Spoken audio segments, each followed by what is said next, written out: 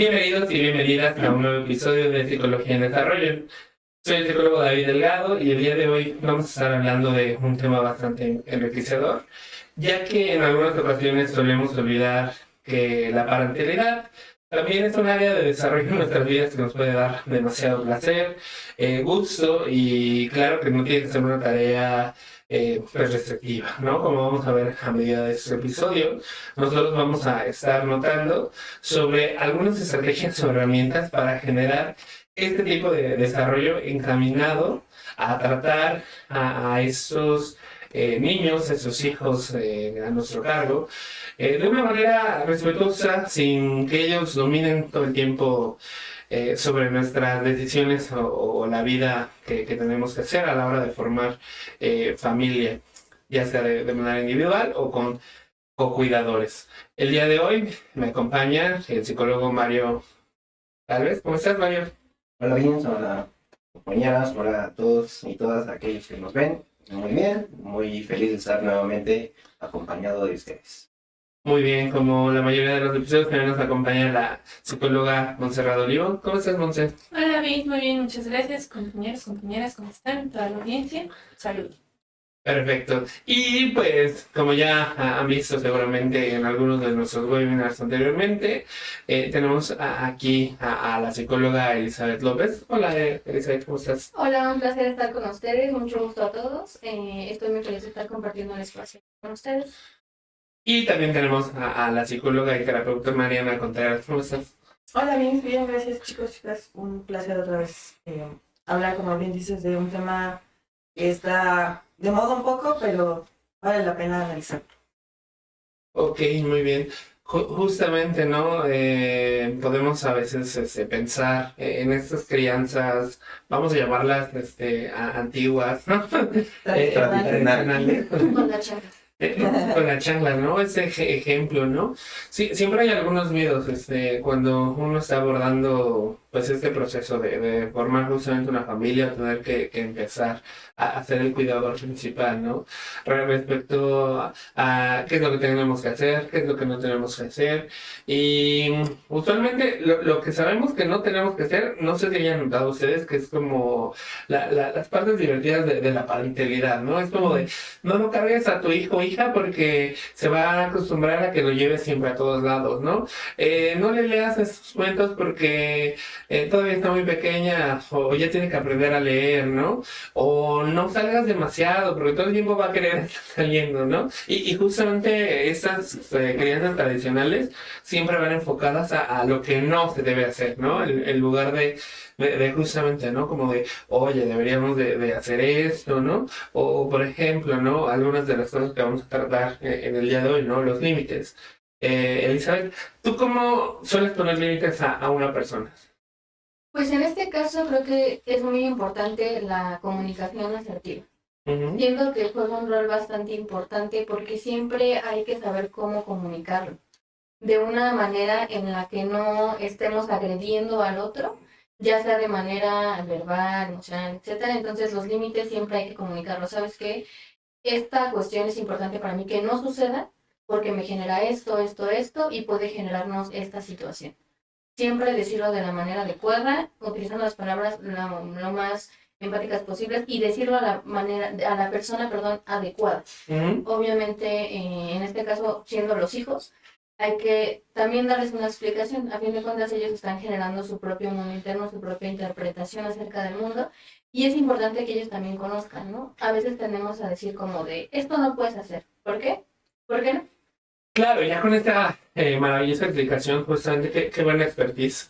En este caso, tú le diste al punto central que quería decir, ¿no? Al final de cuentas, los niños siempre nos dicen, ¿no? Trátalos como niños porque a veces como papás tenemos este miedo, ¿no? De la revolución que nos pueden hacer, ¿no? Casi como si fueran realmente a rebelarse y hacer algo en contra de los padres. Pero en efecto, ¿no? Para trabajar todas estas sensaciones o estas técnicas, lo vamos a abordar desde la charla, como lo haríamos como cualquier adulto funcional, ¿no? Por eso lanzaba la pregunta en general, ¿cómo ponemos límites, no? Al final de cuentas, ¿tenemos que tratar a los niños de esta misma manera? ¿O qué opinan de este lado? En efecto, ¿no? Como lo mencionaste, hay que hablar con el infante como si estuviéramos platicando con otra persona. Muchas veces se nos olvida que en algún momento fuimos niños y que sí comprendíamos ciertas cosas que los adultos nos intentaban ocultar o disfrazar de una forma diferente. Entonces, por ejemplo, algo que de repente me han llegado algunas mamás como, es que ya no sé cómo explicarle a mi niño, pues como si se lo estuvieras explicando a tu esposo, pero evidentemente no vas a utilizar palabras tan estructuradas con tu hijo que como lo harías con tu esposo. No, y lo mismo que mencionaba él y que mencionabas tú, Vince. Límites asertivos. No toques, no muevas, ahorita ejemplo, la cámara, porque si no, se puede caer, vamos a tener que volver a acomodar, nos vamos a tardar más, bla, bla, bla, ¿no? No sé, con cualquier situación que pueda ocurrir en el hogar, hay que ser como muy, muy claros. Yo, bueno, ahorita escuchando todo esto, sí concuerdo con la comunicación, pero creo que es cambiar esta tradición empieza desde los que estamos o los que están educando a los niños, porque justo esta parte de explícale a un niño, y si ni yo sé por qué debe de hacer lo que le estoy pidiendo, porque igual a mí me enseñaron a, te tienes que portar bien porque tu mamá te dice que te portarás bien. Yo cómo le voy a explicar a amigo por qué quiero que se porte bien, ¿no? Entonces desde ahí es primero saber nosotros qué es lo que queremos que haga, por qué, y una vez que sabemos, entonces sí, a ver, ya le puedo explicar al niño, a la niña. Y bueno, ahorita también esa parte de ser coherente, creo yo, con lo que se le está pidiendo a los niños. Me ha pasado que sí, es que en mi casa se porta muy bien y vamos a otro lugar y entonces ahí se descontrola. ¿Por qué? Porque las reglas en casa no son las mismas reglas que hay en otro lugar, en otra casa, en la escuela. Entonces hay que explicarles si aquí es esto y a lo mejor te vas a encontrar, porque así es la vida, en otras circunstancias donde tengas que acatar otro tipo de... Incluso que a lo mejor lo que aquí no puedes hacer, sí lo puedes hacer. Entonces, es eso primero entendernos nosotros para poder explicarle a los niños y niñas. Entonces, ¿cómo podríamos definir para padres que quieren intentar ese nuevo modelo o justamente alguien que regularmente también pasa esto, ¿no? Ya estoy esperando a un niño o niña y necesito saber cómo ser padre, ¿no? Inmediatamente y nos asustamos mucho. ¿Cómo podríamos definir entonces este estilo de crianza? ¿Quién la descubre? ¿Qué definiciones o conceptos hay? Como tal una definición no hay, pero creo que sí hay como pilares que entran dentro de la crianza respetuosa, también llama crianza positiva, en la que cabe mucho de lo que estamos hablando, la comunicación. Y para tener una comunicación asertiva, como decía Eli, hay que tener empatía, hay que tener respeto, hay que tener autoconocimiento, como decía Mario, para saber yo cómo le voy a explicar al niño, a la niña, incluso a los adolescentes también, ¿no? El respeto tiene que ser fundamental. Evitar algún castigo, no porque los castigos sean malos per se, sino porque también se ha demostrado que las criaturas responden mejor cuando uno les explica las cosas a solo decirles por qué no ya y levantar la chakra, como decíamos hace rato, ¿no? Entonces, una definición podría ser eso, es una crianza un estilo de crianza en el que se pone como eje principal el respeto, la empatía, se toman en cuenta los límites y se comunica todas estas situaciones de una forma asertiva, de una forma libre de alguna como condicionante, creo yo, sobre todo, ¿no? Por ejemplo, ahora que dices algo de los condicionantes, ¿no? Yo lo pondría como aquí en debate entre nosotros también. A la misma hora que nosotros ponemos este tipo de estructuras o de límites, ¿no? Reconocer por qué tenemos que portarnos bien, por qué tenemos que lavarnos los dientes, ¿no? También debe de haber algunos negociables y no negociables, ¿no? Por ejemplo, al principio, ¿no? Vamos a pensar un caso de un niño que utiliza estas pastas dentales infantiles, ¿no? Que no tienen flor y las puedes comer, ¿no? Y el niño hasta de juego dice, yo quiero pasta de dientes, ¿no? Y entonces cuando cambiamos ahora sí a una pasta que tiene flor, ¿no? Pues ya no te puedes comer la pasta de dientes, ¿no? Y entonces aquí también entran estas como restricciones entre lo permitido y lo no, ¿no? Lo que podemos negociar y lo lo que no podríamos negociar. Por ejemplo, justamente para no perder este equilibrio, control entre las decisiones del niño y lo que yo quiero, ¿no? Porque puede haber también rabietas, llantos, y entonces decimos, lo dejo llorar, no lo dejo llorar, ¿cómo podemos también sentir estas emociones? Pero aquí justamente, ¿no? Lo relevante también es en esta estructura, como decías, Mario, si yo quiero, por ejemplo, o sé, ¿no? Que es tóxico el flúor, no te lo puedes comer, es algo que no te voy a negociar, ¿no? Y no es simplemente porque no te respeto, no quiera dar tu opinión, sino es porque sé que te vas a enfermar, ¿no? Entonces, en ese sentido, en efecto, ¿no? Podríamos llegar a un acuerdo, ¿no? Como, pues mira, nos quedó poquito de la otra pasta, acábatela, pero aprende que ya no te la puedes comer, ¿no? Que ya esta pasta sabe feo, que tiene hablar de sus términos, ¿no?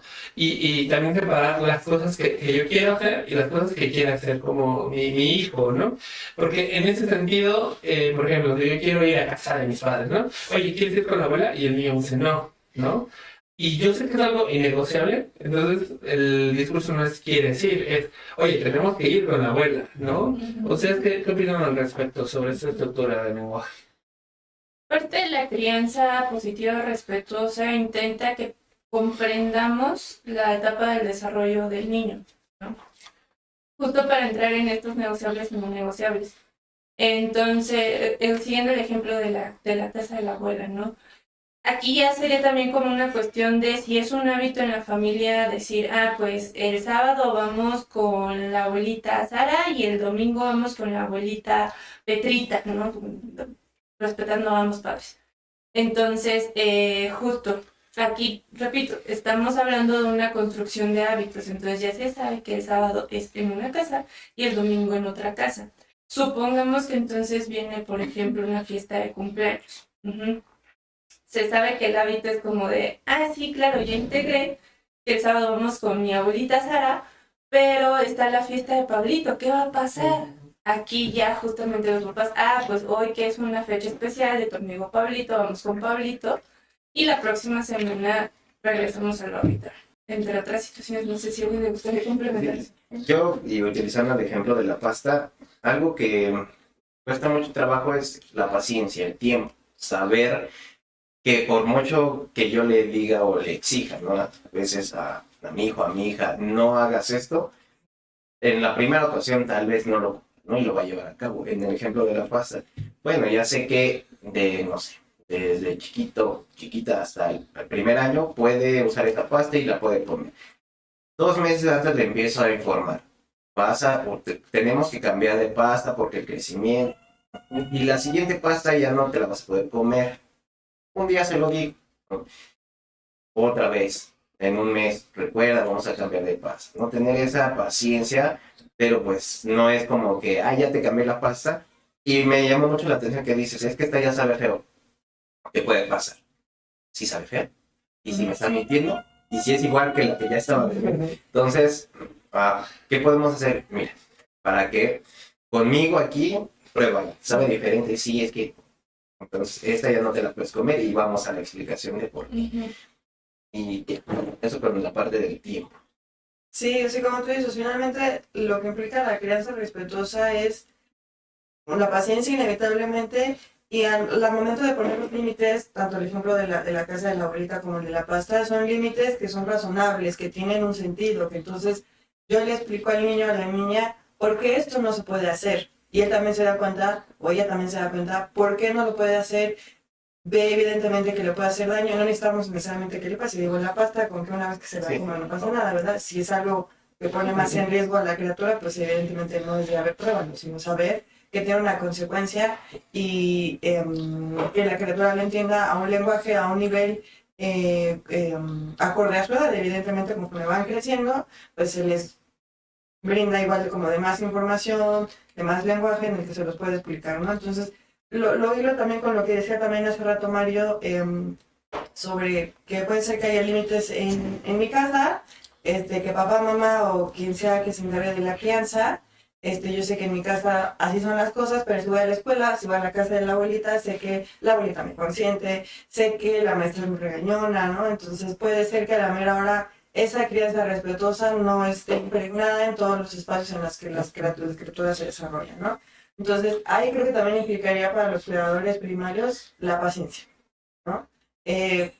No pensar a la mera hora que uno no está haciendo el trabajo suficiente, ¿no? Porque a la mera hora ya le hicieron algo en la escuela que no me gustó, porque a la mera hora me hizo un berrinche ahorita que regresó de casa de la abuela, ¿no? Sino también entender que hay muchos espacios en los que hay cosas que están fuera de nuestro control para poder enseñarle al niño. Pero también, si por ejemplo puedo hablar yo con mi mamá o con la suegra y decirle, oye mamá, acuérdate que al niño no se le puede dar azúcar, a mamá acuérdate que hay que negociarlo, no hay que decir nada más porque yo lo digo, ni mucho menos, pues podemos también hacer una inclusión en todo eso, las personas que rodean a los niños, a las niñas en esta crianza y tener como un trabajo más holístico, no lo sé, más abierto, en donde sí pueden encontrar estos espacios en los que se siga cultivando este tipo de crianza, ¿no?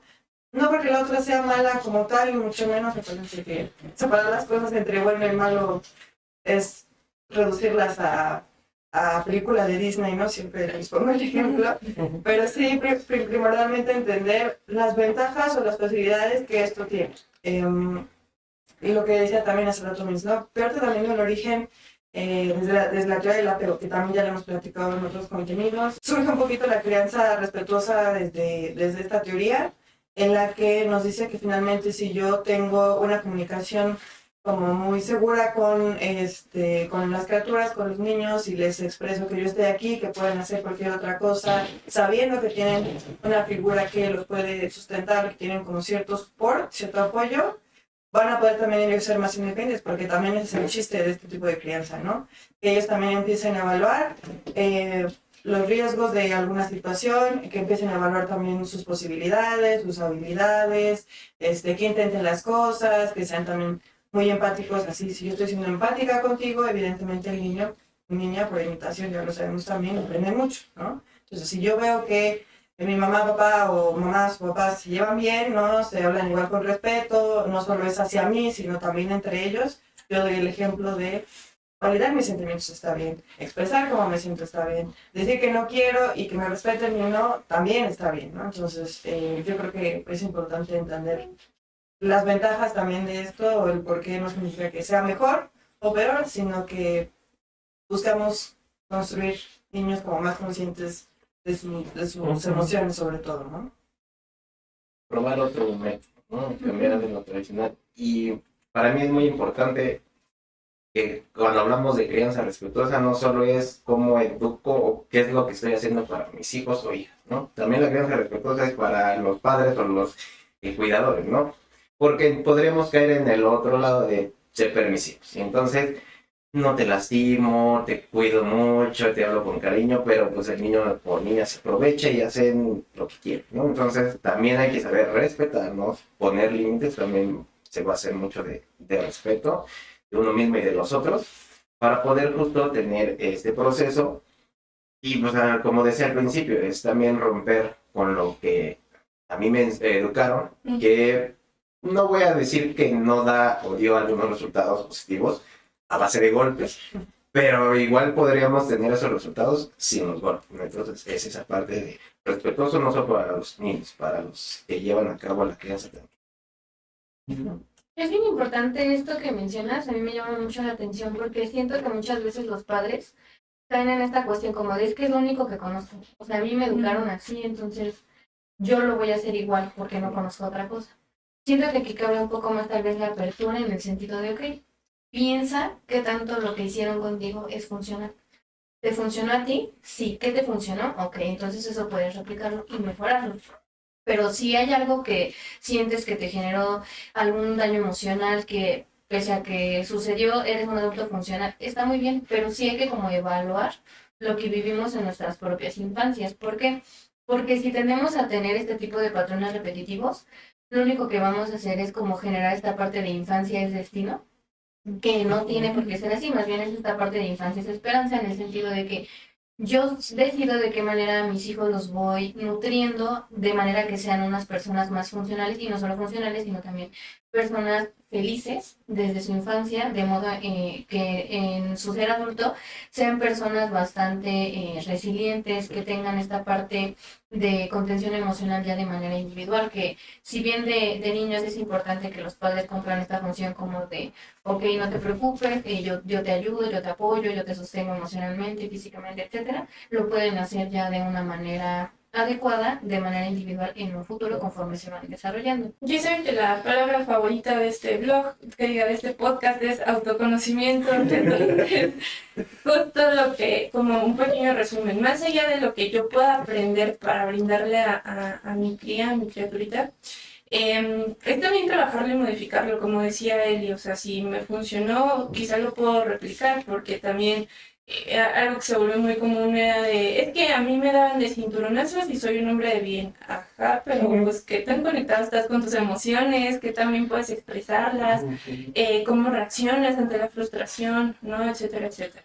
Entonces, si en algún momento deciden ser madres, padres, y saben que necesitan resolver por ahí ciertos temas, también puede ir acompañado de un proceso psicológico, ¿no? O sea, por más blogs que yo lea, revistas y escuche podcast y lo que sea, si no hago ese trabajo de introspección y ese trabajo personal para modificarlo, no sé qué tanto pueda funcionar, ¿no? Y acuérdense que también es ensayo y error. ¿Por qué? Porque vamos en contra de también lo que hemos mencionado, ¿no? La crianza tradicional, y entonces va a llegar mi mamá y me va a decir, es que ya le hubieras dado una nalgada, ¿cómo lo vas a dejar ahí llorando? Con calma, mamá, porque yo sé el trabajo que estoy haciendo. Y las miradas buscadoras en la plaza cuando tu crío se desregula, entonces todos van a estar así como de, y a ver a qué hora le vas a hacer algo. Espérense, no, es mi cría. Yo sé cómo voy a trabajar. Yo creo que ahí también valdría la pena, como dice Monse, o sea, no solo cabe, no es trabajo solamente de uno que está criando, no solamente trabajo de mi pareja o con quien sea que yo esté criando, no solo también es trabajo en conjunto, como hablábamos hace rato, de las personas que rodean a las criaturas, sino también es personas, sí, que yo soy aquella persona que se encuentra con la mamá y la criatura con la desregulación. O sea, yo también ser paciente, sobre todo lo veo mucho en TikToks, en Reels es que iba en el autobús o en el avión y la criatura se la pasó llorando. O sea, pues también imagínate, si la criatura no tiene otra forma de expresar su malestar, porque es un bebé, y evidentemente no ha aprendido a hablar, tengo que entender que también es la primera vez que se sube a un avión. La primera vez que también yo me subí a un avión o que me subí a un autobús, puede ser que tampoco haya sido agradable para mí, que ha sido difícil adaptarme. Entonces, también seamos como muy empáticos, muy empáticas en el sentido de no es mala crianza nada más porque la criatura está llorando en un espacio público, sino puede ser que también ellos tengan su propio proceso. Entonces creo que también aprender a no juzgar cuando observamos algunas situaciones en la calle, tanto con la crianza respetuosa como con la crianza tradicional, ¿no? Entender que cada persona que está criando, cada papá, cada mamá está haciendo un esfuerzo por crear una persona de bien. Entonces creo que también vale la pena tanto la paciencia o la empatía, no solo con aquellos que crían, sino también con personas que estamos en un círculo, que nos podemos encontrar con padres, madres criando con sus hijos, hijas. También cabe mucho la paciencia y el respeto en ese sentido, ¿no? Creo que una palabra clave, lo mencionaste muy bien, Monse, hace rato, es esto de adaptarnos a las capacidades no cognitivas del crío. Aquí, en efecto, ¿no? Esa cuestión nos va a permitir pues saber identificar algunas cosas, ¿no? Pero también hay algunos, vamos a llamarlos mitos, ¿no? O creencias sesgadas sobre lo que un niño sí puede o no, ¿no? Por ejemplo, regresando muy atrás al ejemplo de las abuelas, de ambas abuelas, el cumpleaños de Pablito, pues claro, ¿no? A veces pensamos, los niños no saben que es una excepción, ¿no? Si les doy un juguete va a querer diario, si hacemos esto va a pensar que somos así, pero no es cierto, realmente creo que hasta nosotros haciendo recuerdo de nuestra propia infancia podríamos decir, ¿no? Justamente esta sensación respecto a pues sé que es mi cumpleaños, sé que mi cumpleaños es un día que me festejan, sé que en mi cumpleaños me dan regalos, ¿no? Hay tradiciones, ¿no? Por las fechas decembrinas, ¿no? Que igual depende culturalmente, ¿no? Que si Santa Claus, que los Reyes, que el Niño Jesús, que etcétera, ¿no? Sé que son excepciones, ¿no? Y entonces se actúa de acuerdo a las tradiciones, entonces porque mi hijo no podría saber cuándo solo en esta ocasión vamos a hacer esto y en esta otra ocasión vamos a hacer algo distinto, ¿no? ¿A qué me refiero con eso? Aquí el punto como padre, cuidador, es realmente entonces desde esta experiencia, ¿no? Como han comentado todos mis compañeros, al final formalizar este afecto. Porque más adelante nos vamos a dar cuenta que, pues, hay, como decía Elizabeth, ¿no? Crianza igual a destino, esta sensación donde replicamos ese mismo modelo afectivo ya en nuestras relaciones, a largo plazo, ¿no? Como adultos, jóvenes, adultos hasta la juventud, completamente replicamos este tipo de relaciones, ¿no? Porque al final nosotros estamos enseñando, dotando de estas herramientas para generar apego, para generar desapego, para saber qué tan autosuficiente necesito ser, pero no necesito tampoco prescindir de todas mis relaciones, ¿no? Volviendo a lo que comentaba al principio, ¿no? Siempre nos prohíben como padres las cosas divertidas, ¿no? No lo malcríes, no hagas esto, deberías de, como decías, darle una nalgada porque está llorando, ¿no? Pero nunca nos dicen o nos advierten también de ciertos peligros de ser como bastante cuidadores, ¿no? Nunca nos dicen, pero no, le laves la ropa porque va a tener 25 va a querer que se la sigas lavando, ¿no? Le enseñes a no cocinar, ¿no? Ese tipo de cosas, siempre es no, cocínale, prepárale, cuídalo, límpialo, ¿no? Y entonces, al final, aquí de nuevo, vuelve este sentido como hasta paradójico, ¿no? Todo lo que se nos restringe de la parentalidad, no lo vemos por eso como un área de desarrollo, porque siempre es, ay, tengo que ser el que pone las normas, tengo que ser el que le dice a todos que está mal, tengo que llegar y imponerme porque si no se me van a revelar, van a pensar que todas las acciones que haga mi hijo, desgraciadamente, yo se las permito, ¿no? O van a decir, ¿no? Pero ¿cómo no le enseñó tal cosa, no?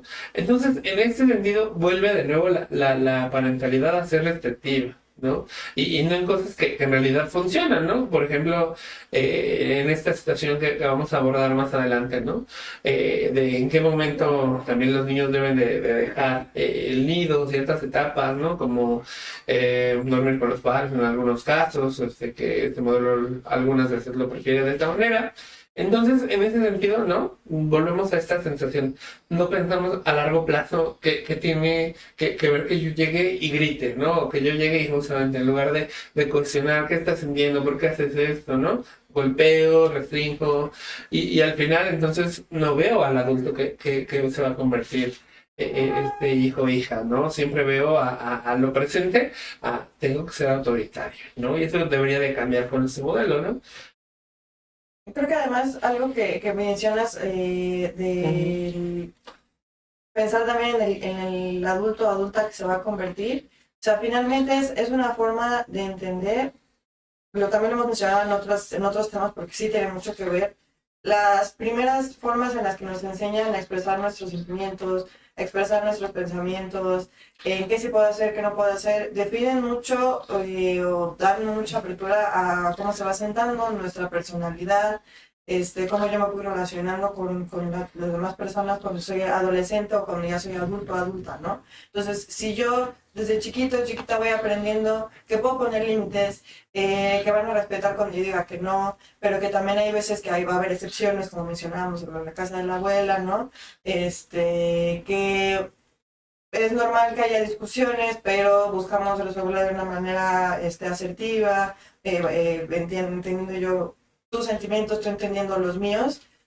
Entonces, cuando soy adolescente, que se presentan muchísimas más cosas, ¿no? A veces el consumo de alguna sustancia, algunas como cuestiones también hacia el descubrimiento de la sexualidad, es más fácil que yo pueda decir que no, porque yo ya aprendí desde que tengo 5 o 6 años a decir que no.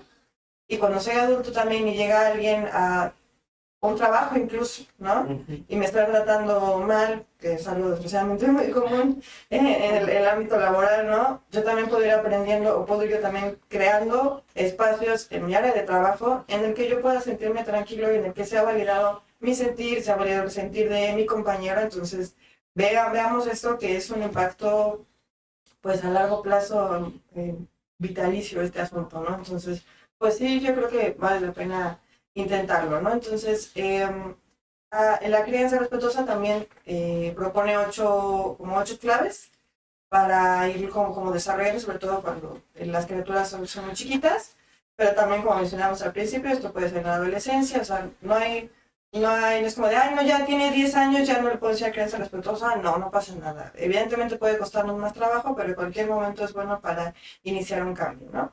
Entonces, en primera es tener en cuenta como los lazos afectivos desde que nace la criatura, porque como hablábamos hace un momento, no se puede comunicar más que a través de comunicación no verbal, a través del llanto. Entonces, si yo voy creando estos lazos a través del contacto, a través de la cercanía, desde que están chiquitas las criaturas, pues puede ser un punto a nuestro favor.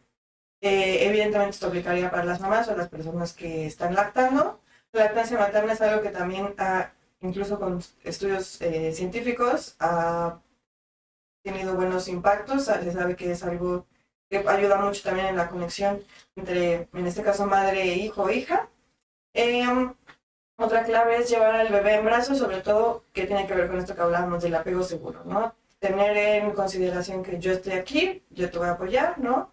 Y no caer en esto como dices, no, lo vas a malcriar y por traerlo todo el día cargando no va a aprender a estar solito soltándolo, sino saber que tiene alguien en quien puede confiar, en quien se puede sentir seguro, segura, y si se cae, pasa algo, pues tiene un lugar donde resguardarse sobre todo, ¿no? El colecho a dormir cerca del bebé, que también es algo que también platicaba David, sobre algunas personas, sobre todo, también hay estudios, incluso sobre todo se ha realizado eso cuando duermes con tu pareja o con una persona, tienes como esta relación afectiva. Tiene muchos beneficios, entonces dormir cerca, tenerlo cerca, también ayuda mucho. Y confianza en el valor del llanto, como hablábamos hace ratos, en este momento es la única forma que tiene la criatura de comunicarse. Entonces no es como de déjalo llorar y porque sabe que tiene que esperar, ¿no? Es como una frase muy común, ¿no? Entonces no pasa nada si al primer llanto yo voy o al segundo, ni mucho menos, sino también entender que el llorar es la forma de comunicar, no solo porque esté haciendo berrinche, ni mucho menos. Es la forma que tienen los bebés de comunicarse, de comunicar sus necesidades sobre todo. Tener también cierta precaución con los adiestramientos, en cómo ponemos justo estos límites, que es lo que hemos platicado, de qué manera yo te digo si se puede hacer estas cosas, no se pueden hacer estas cosas. Creo que el ejemplo tanto que pusimos de la pasta de dientes como de la casa de la abuelita son muy buenos para poder entenderlo. Pues mantener un balance, un equilibrio entre el autoritarismo y la permisividad, ¿no? Que es lo que hemos evaluado. No es irnos a los extremos, no es ni muy ni tan tampoco. Es justo un balance, como decíamos hace un momento, para entender que sí, justo yo soy la persona que está a cargo de ti, pero tampoco yo me voy a imponer sobre ti. También se toma en cuenta tu opinión en las situaciones, ¿no? Y bueno, pues también como hablábamos, es un trabajo no solo de los papás o las mamás, sino también es una presencia activa de aquellas personas que estén involucradas de alguna forma en la crianza de la criatura. Es necesario que haya como un acuerdo, haya como una cuestión holística de saber de qué forma estamos criando a esta personita. Otra estrategia que sirve, en este caso, por ejemplo, si es que el niño o la niña está presentando alguna situación de no regulación emocional, en el cual, no sé, está llorando, está haciendo algo de berrinche.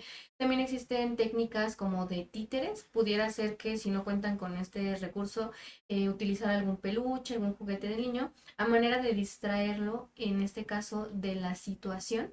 Y obviamente, posterior a esto, explicarle al niño, porque si bien es una buena estrategia como para calmar en ese momento la frustración del niño, es importante no enseñarle a evadir sus propias emociones. Entonces, ya que se calmó la situación, mira, ¿sabes qué? Hicimos esta actividad para que tú te tranquilizaras, pero pues mira, vi esta situación, ¿qué te pasa? Se llama frustración. Siempre enseñarle a nombrar lo que siente para que él mismo identifique y después lo pueda él comunicar. Mamá, me siento frustrado por esta situación. Ya en la edad en la que el niño está un poco más grande, sea un poco más independiente, le sea más fácil identificarlo y comunicarlo para que lo puedan trabajar. Otra estrategia es el tener mascotas en casa, que probablemente a algunos papás no les guste mucho la idea, pero en el caso en el que sí convivan sus pequeños con sus mascotas, es una buena estrategia porque al mismo tiempo de que ustedes como padres están ejerciendo el cuidado con sus hijos, están involucrando a sus hijos en el cuidado de otro ser, en este caso algún animalito, el que ustedes prefieran. Le pueden ir enseñando también inclusive la manera en la que ustedes cuidan a sus propios hijos, ellos cuidan a otro ser en este caso. También otro es el uso del juego. Siempre va a ser una opción muy adecuada el juego con sus hijos, porque aparte de que ustedes se comunican con ellos, entran en el mundo interno imaginario de sus hijos. Entonces siempre van a estar como presentes y les pueden enseñar técnicas de cómo empezar a ser más independientes. Por ejemplo, en esta cuestión de pensar en un futuro de un ser funcional, enseñarles tal vez con cosas básicas, ¿no? Independientemente de las cuestiones de género, vamos a dejarlas un poquito fuera, porque siendo hombre, siendo mujer, pues va a tener que aprender a sobrevivir, cocinar, barrer, limpiar, etcétera. Entonces es una manera en la que nosotros nos inmiscuimos de una manera muy cercana con nuestros hijos. Muy bien. Entonces, toda esta información suena muy sencilla, el aprender de mí, de mis emociones y transmitírsela a mi pequeño, poner límites, shalala, shalala. Pero sabemos que es un trabajo muy complicado porque, como les comentaba anteriormente, vamos en contra de la crianza tradicional que dice, ay, ya, dale un chanclazo, dale una nalgada, lo que sea. Y esto puede generar sentimientos encontrados en la madre o los padres que están criando. Entonces, muy principalmente hay que entender que, como la frase dice, ¿no? Cada persona es un mundo, evidentemente mi hijo también es un mundo. Entonces hay que comprender un poco su temperamento. ¿Cómo lo vamos a hacer? Pues observando, ¿sale? ¿Cómo los vamos a identificar? Ejemplo, ¿no? Temperamento mixto es que tiene características variadas, pero creo que debí de haber empezado por otro. Corté. Toma 3. Acción. ¿Cómo los vamos a identificar? Vamos para allá, ¿no? Empecemos por un temperamento fácil, que son aquellos niños adaptables, adquieren fácilmente los hábitos y rutinas, aceptan cambios y expresan sus emociones con moderada intensidad. Un temperamento difícil son aquellos niños que se resisten a los cambios, expresan sus emociones intensamente, sobre todo molestia y el enojo. No es fácil lograr que adquieran rutinas de alimentación y sueño. El temperamento de encendido lento, así se llama, son aquellos pequeños que demoran en adecuarse a los cambios, pero la intensidad de expresión de su molestia no es tan elevada. Y finalmente los de temperamento mixto, ¿no? Tienen características variadas entre todos los que ya expliqué. Repito, esto lo vamos a aprender observando a nuestro pequeño. Algo que recomiendan mucho los pediatras, pues es evidentemente la implementación de las rutinas. Sueño, alimento para que nos sea más fácil posteriormente en otras etapas del desarrollo. Entonces, a partir de aquí, de este establecimiento de rutinas, cómo le sienta a nuestro pequeño, evidentemente en ciertos entornos, ¿no? Ya cuando empezamos a salir un poquito de casa, que a lo mejor nos lo llevamos al súper, a la plaza o de visita con otros familiares. Entonces, también con esto que menciona Monse, creo que es importante entender que no se trata de si mi niño tiene un temperamento difícil, es malo, ni mucho menos, sino pues depende mucho de la personalidad que cada criatura traiga, entonces entender justo como su individualidad y que puede ser que, sobre todo si tengo más hijos, ¿no? Con el primero me ha salido todo muy bien, haya entendido este tipo de crianza a la primera, estos límites fue muy adaptable, puede ser que el segundo no, o si sobre el orden no importa, el punto es también entender, y como hablábamos muy al principio, como tener mucha paciencia, nos puede ayudar. Entonces, finalmente, este tipo de crianza, la crianza respetuosa, la crianza positiva, ¿qué beneficios tiene, no? En primera, como hemos hablado, pues nos va a generar una gestión emocional mucho mejor, porque los niños van aprendiendo durante toda su infancia, también en la adolescencia y ya son adultos, como platicamos hace un momento, demuestran una mejor inteligencia emocional porque desde temprana edad se les enseñó a validar sus emociones, a identificarlas también y también a verlas en otras personas, ¿no? Sobre todo en las personas que son cuidadores primarios, ¿no? Entonces es más fácil que los reconozcan en sí mismos y en otras personas y por lo tanto los puedan gestionar. Por lo tanto, también eso nos ayuda a tener una mejor autoestima, no que no vaya a haber problemas en ella, sino que puede ser mejor, porque a través de esta crianza pues interiorizan mejor su opinión, se generan otro tipo de juicios, tienen otros valores como ya más intrínsecos y aunado justo con su gestión emocional, pues pueden ser más amables consigo mismos, más respetuosos consigo mismos, para también serlo con otros u otras personas a su alrededor. Por lo tanto, también se vuelven más tolerables, más tolerantes para sí mismos también como para otras personas, ¿no? Porque si justo las figuras paternas, maternas, este tipo de crianza, yo le enseño que hay que ser justo paciente, yo a través de repeticiones, a través de creación de hábitos, pues también con ellos mismos van a entender o van a ser como pacientes consigo mismos, más tolerantes, y eso pues nos ayuda también en la autoestima, a no ser también muy punitivos con nosotros mismos. Y también ayuda, aunque no lo parezca, a la mayor sociabilidad, porque finalmente si yo leo mejor a las personas con sus sentimientos, los escucho, genero esta empatía, les hablo con respeto, pues nos ayuda a tener vínculos afectivos o esta socialización pues mucho más fácil y sobre todo más sana, ¿no? Y bueno, aunado a lo que dice Mariana, hay que tener siempre en cuenta la parte de el respeto también hacia uno mismo como cuidador, como padre, como madre, abuelita, sea quien lleve la crianza. Hay que tener muy en claro la paciencia con nosotros mismos, el respeto con nosotros mismos. A veces tenemos a tener como encima de nosotros todo el peso, ¿no? Tal vez con tanta información de lo estoy haciendo bien, lo estoy haciendo mal.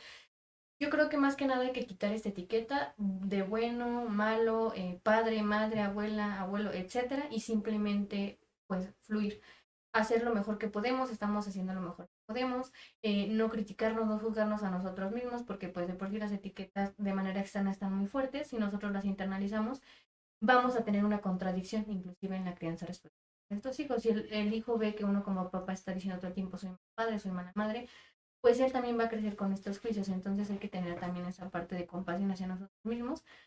Sí es muy cierto que ya hay muchísima información, tal vez ahorita ya no estamos en un cierto tiempo de decir es que no enseñan a cómo ser padres porque pues hay manuales para padres, pero también ser conscientes de que no por tener las millones de informaciones teóricas o de manera externa, tal vez lo hemos visto a otras personas siendo padres, siendo madres, es algo que sobre la marcha vamos aprendiendo, vamos entendiendo, entonces a esto, finalmente somos seres humanos, entonces hay que respetar al niño, pero pues también a nosotros, para dentro de todo esto darle un mensaje bueno al hijo y sentirnos bien con nuestra propia crianza hacia nuestros hijos o las personas que estemos cuidando.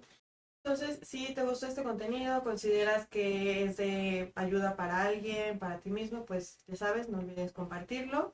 Recuerda que no solo tenemos los podcasts como forma de cultivarnos o de psicoeducarnos, también tenemos un blog en nuestra página de psicologiaendesarrollo.com, donde puedes también encontrar, también tenemos una entrada justamente de crianza respetuosa, donde puede ser que lo encuentres como más fácil o más práctico. Recuerda también que tenemos redes sociales en las que nos puedes contactar y también puedes encontrar información de calidad al respecto sobre psicología, sobre desarrollo personal. La crianza evidentemente está incluida dentro de eso, entonces puedes contactarnos en cualquiera de nuestras redes sociales. En Facebook nos encuentras como Fogata Azul Psicología y Desarrollo, en Instagram y Twitter como Fogata-Azul, en TikTok como Psicología-y-desarrollo. O si tienes alguna duda como más particular o deseas iniciar también tu proceso o alguna asesoría, pues con toda confianza nos puedes mandar un WhatsApp al 55 44 50 98 55 y pues con mucho gusto ahí los vamos a atender y a recibir.